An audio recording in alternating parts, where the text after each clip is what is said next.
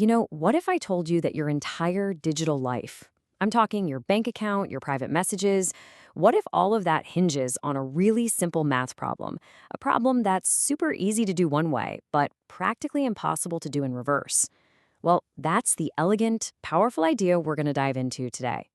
We're talking about the prime number shield. So think about it. Every single time you go online, you're basically trusting this invisible guardian to protect you.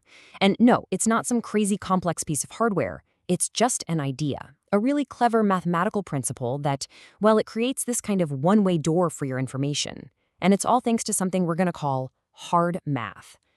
All right, let's get into the core of it. At the very heart of all online security, there's this fascinating conflict. You can think of it like a showdown, right? Between two sides of the same coin. On one side, you have a math problem that is just laughably easy for a computer to solve.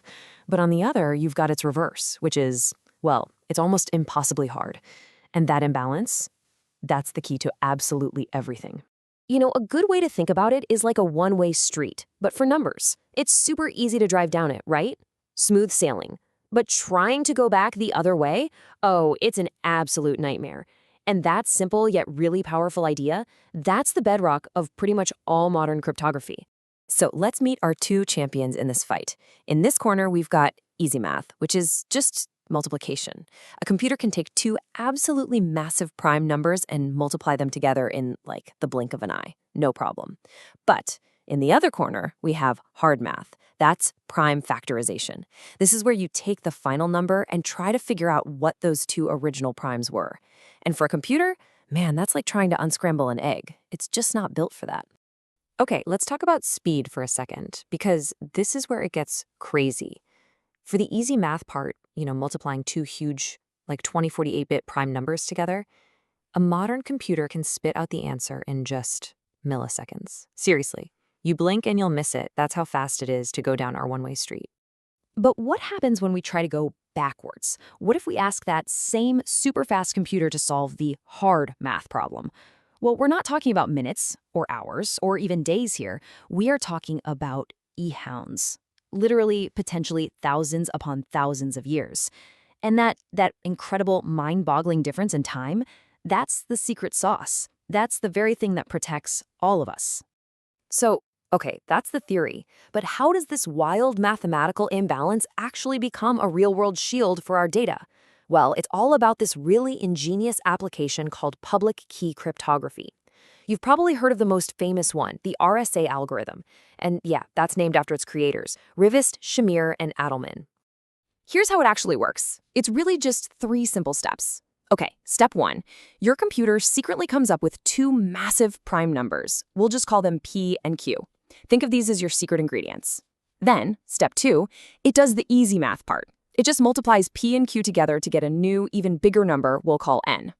And finally, step 3, it just publishes N for the whole world to see. And that number, N, becomes your public lock. So what is this public lock? Well, you can think of it like an open mailbox with a special kind of lock.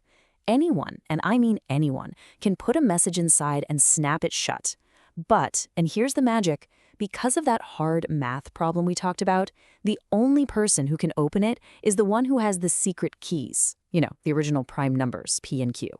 So even though the whole world knows the lock's number N, no one can figure out P and Q to unlock the box. At least not in any reasonable amount of time.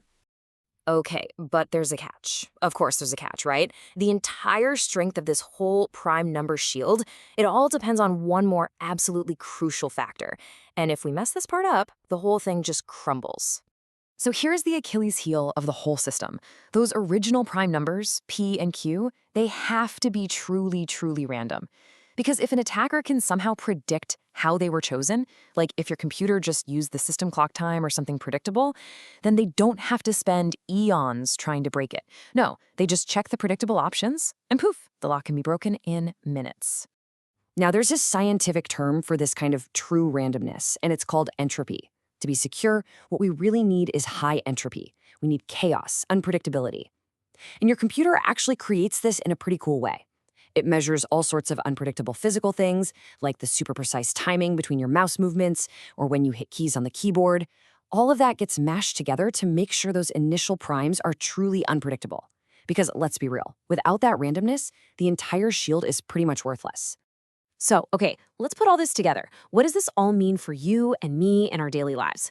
It means that this really elegant, beautiful piece of number theory, it's not just some dusty academic exercise. It is the invisible guardian of our entire digital civilization. Seriously, every single time you see that little padlock icon up in your web browser, this is exactly what's happening behind the scenes. It's this constant battle between easy math, multiplication, and hard math, factorization.